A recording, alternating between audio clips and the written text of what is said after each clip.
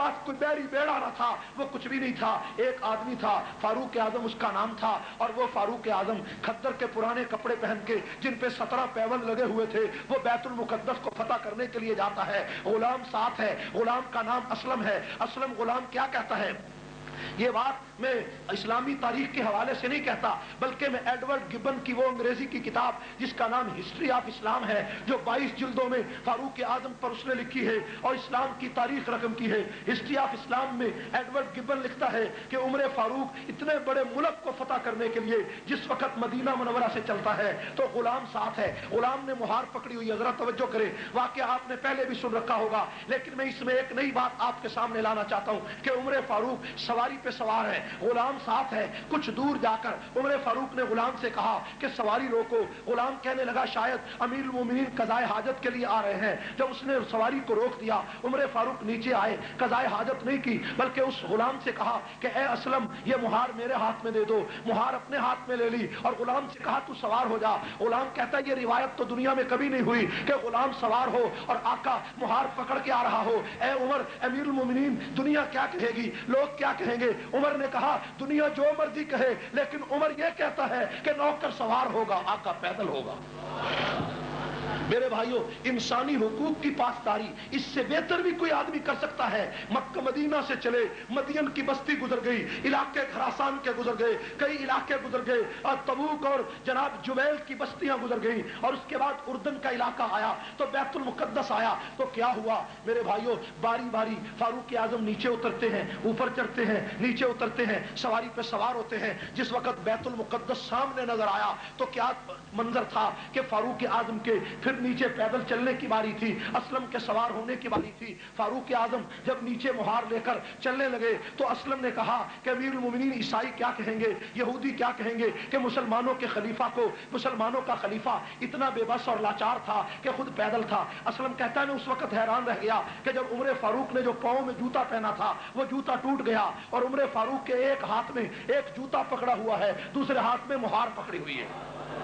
انسانی حقوق کی اس پاسداری کو کائنات میں کوئی اس کی نظیر پیش نہیں کر سکا کہ فاروق اعظم کا ٹوٹا ہوا جوتا ایک ہاتھ میں تھا اور ایک مہار دوسرے ہاتھ میں تھی اور غلام سوار تھا، اور بیت المقدس کے اوپر تورات اور انجیل کی کتابیں لے کر لوگ بیٹھے ہوئے تھے، اور قرآن نے اسی فلسفے کو پہلے بیان کر دیا تھا، ذالک مثلہم فی التوراۃ ومثلہم فی الانجیل۔ محمد کے یہ وہ خلفاء ہوں گے جن کی مثال تورات و انجیل میں گزر چکی ہے، جن کا ذکر تورات اور انجیل میں پہلے آ چکا ہے۔ میرے بھائیوں، عیسائیوں نے انجیل کھولی ہے اور اس کے اوپر کیا لکھا ہے کہ جو خلیفہ وقت ہوگا وہ پیدل ہوگا، مہار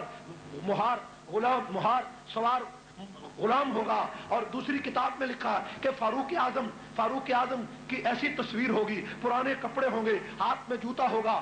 آپس میں اختلاف ہو گیا، پڑھنے والوں کا اختلاف ہو گیا، کسی نے کہا پیدل عمر ہے، کسی نے کہا سوار عمر ہے۔ حضرت عمر فاروق کے ہاتھ میں جوتا تھا۔ اسلم نے کہا امیر المومنین خدا کا واسطہ دے کر کہنا چاہتا ہوں کہ آپ کے ہاتھ میں جوتا ہے اور مہار ہے، یہ دشمن کیا کہے گا کہ اس نوکر کو، اس غلام کو کوئی سلیقہ نہ آیا، خدا کے لیے آپ نیچے سے اوپر آ جائیں۔ عمر نے کہا کہ باری تیری سوار ہونے کی ہے، عمر کی پیدل چلنے کی ہے، عمر کو یہ پرواہ نہیں دنیا کیا کہے گی، عمر یہ سوچتا ہے تیرا پیغمبر کیا کہے گا۔ میرے بھائیوں، فاروق اعظم پیدل، لیکن جب وہاں پہنچے تو کیا ہوا؟ بڑے بڑے عیسائی اور بڑے بڑے ان کے بشپ اور پادری آگے آئے، آگے بڑھے، اعظم سے ملاقات ہوئی اور ملاقات کر کے چابیاں بیت المقدس کی فاروق اعظم کے ہاتھ میں دے دی۔ فاروق اعظم نے فرمایا کیا بات ہے؟ کہنے لگے ہماری کتاب میں لکھا ہے کہ مسلمانوں کا جو دوسرا خلیفہ ہوگا جب وہ آئے گا تو اگر تم نے اس سے لڑائی لڑی تو تمہارا بیج ختم ہو جائے گا، اس لیے چابیاں اپنے ہاتھوں سے تمہیں دے رہے ہیں۔ فاروق اعظم اندر چلے گئے، توجہ فرمائیں، فاروق اعظم اندر گئے، فاروق اعظم نے سجدہ شکر ادا کیا۔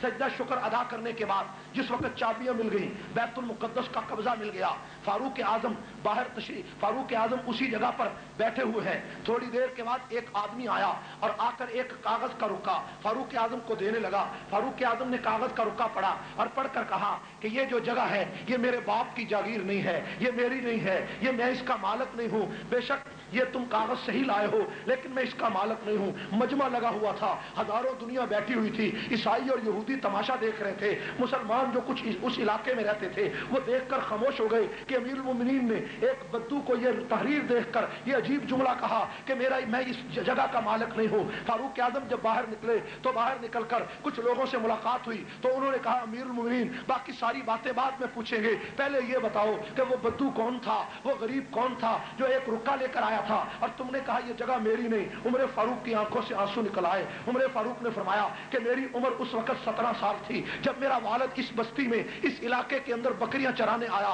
और उमर भी उसके साथ था।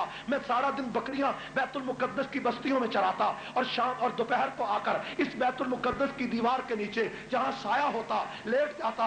एक दिन मैं लेटा हुआ था कि मैंने देखा थोड़ी देर के बाद जब मेरी आंख खुली तो एक आदमी मेरे पिंडली से कपड़ा हटाकर मेरी पिंडली को देख रहा है, पिंडली को देखता है, कभी मेरे चेहरे को देखता है। फारूक आजम कहते जब मैं उठ बैठा तो कहने लगा ए नौजवान तेरा नाम क्या है? मैंने कहा मेरा नाम उमर है। तेरे बाप का नाम क्या है? कहने लगा बाप का नाम खत्ताब है। जब ये मैंने कहा तो थोड़ी देर के बाद वो कागज ले आया, कागज लाकर कहता है ए उमर इस कागज पे लिख दो कि जब मेरी हुकूमत इस इलाके में आएगी तो ये जगह मैं तुझे दे दूंगा, ये बस्ती तुझे दे दूंगा, ये खित्ता तुझे दे दूंगा। उमर कहते मैंने जान छुड़ाने के लिए उसे लिख दिया कि मेरी हुकूमत कहाँ आएगी, मेरी हुकूमत कौन लाएगा, मेरी हुकूमत यहाँ कैसे आएगी। मैंने लिख दिया कि जब मेरी हुकूमत होगी मैं ये जगह तुझे दे दूंगा।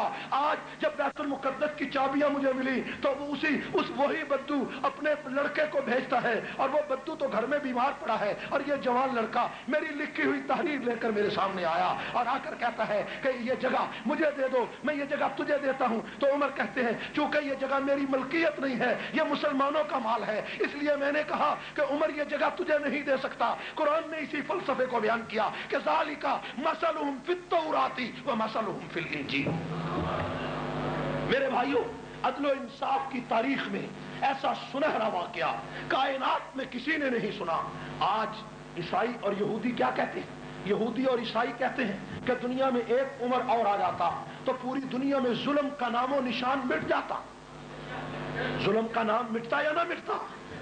मेरे भाइयों फारूक आजम जैसा अदल, फारूक आजम जैसा इंसाफ कायनात में कौन लाएगा? सिर्फ एक वाकया अर्ज करके बात खत्म करता हूं, नमाज का वक्त हो रहा है। मेरे भाइयों फारूक आजम मस्जिद नबी में, मस्जिद नबी के करीब अपने मकान में तशरीफ फरमा। आधी रात का वक्त है, तवज्जो करें, आधी रात का वक्त था। एक आदमी ने दरवाजा खटखटाया, अमीरुल मोमिनीन जागते थे, नीचे उतर आए। फरमाया अमीरुल मोमिनीन आपको नहीं पता शाम में जो फौजें गई हुई थी वो मुल्क के यमन की तरफ जा रही हैं और मदीना से 2 मील के फासले पर उन्होंने पड़ाव डाला है, आप यहाँ तशरीफ फरमा है। फारूक आजम ने उसी वक्त अब्दुर्रहमान बिन औफ को साथ लिया और जाकर वो फौजें जो 2 मील के फासले पर ठहरी थी, फारूक आजम उन फौजों का पहरा देने लगे और जो पहरेदार थे उनको कहा तुम सो जाओ, हम मदीना से नए पहरेदार आए हैं। उनको नहीं पता चला कि ये अमीरुल मोमिनीन है। फारूक आजम उस फौज का सारी रात पहरा देते रहे और सुबह को फारूक आजम वहां मौजूद थे। कई लोगों को पता चला कि उमर फारूक तो ये है, तो वो जो पहरेदार थे माफी मांगने लगे।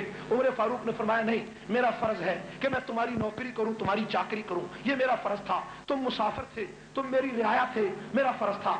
जब खाने का वक्त आया तो उमर फारूक सालन तकसीम करने के लिए खुद बैठ गए। उमर फारूक सालन तकसीम कर रहे हैं, एक आदमी को देखा कि वो दाएं हाथ से खाना खाने के बजाय बाएं हाथ से खाना खाने लगा। उमर फारूक उसके पास गए, कहने लगे ए नौजवान तुझे नहीं पता हजूर की सुन्नत दाएं हाथ से खाना खाना है, तू बाएं से खाना खा रहा है। उसने कहा उमर तू नहीं जानता, ये मेरा दायां हाथ ग़ज़वा मोता में कट गया था जब मैं रसूलुल्लाह के साथ जंग में गया था, देखो ये मेरा कटा हुआ हाथ है। उमर फारूक ज़ारो कतार रो पड़े, वो उमर के कदमों में गिर गया। अमीरुल मोमिनीन क्यों रोते हो? फरमाया इसलिए रोता हूं अगर क़यामत के दिन रसूलुल्लाह ने पूछ लिया कि तेरी फौज में एक ऐसा सिपाही था जिसका हाथ कटा हुआ था, वो खाना कैसे खाता होगा, वो कपड़े कैसे धोता होगा, उमर तूने उसका गुलाम मुकर्रर क्यों नहीं किया? उमर के पास इसका कोई जवाब नहीं। ऐ बद्दू मुझे माफ कर दे, मैं क़यामत की रुसवाई से बचना चाहता हूं। इंसाफ के ऐसे वाकयात तो चश्मे फलक ने कभी नहीं देखे।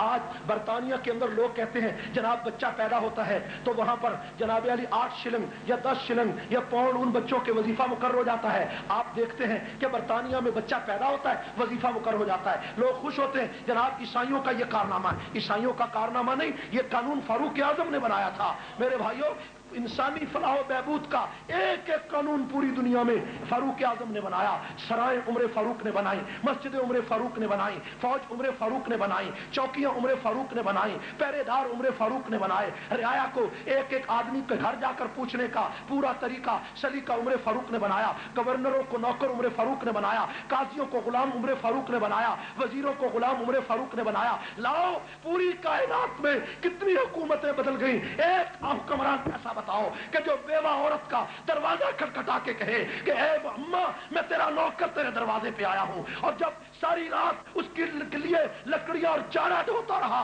सुबह को पता चला कि दुनिया का खलीफा यही फारूक आजम। ऐसा कोई इंसान तो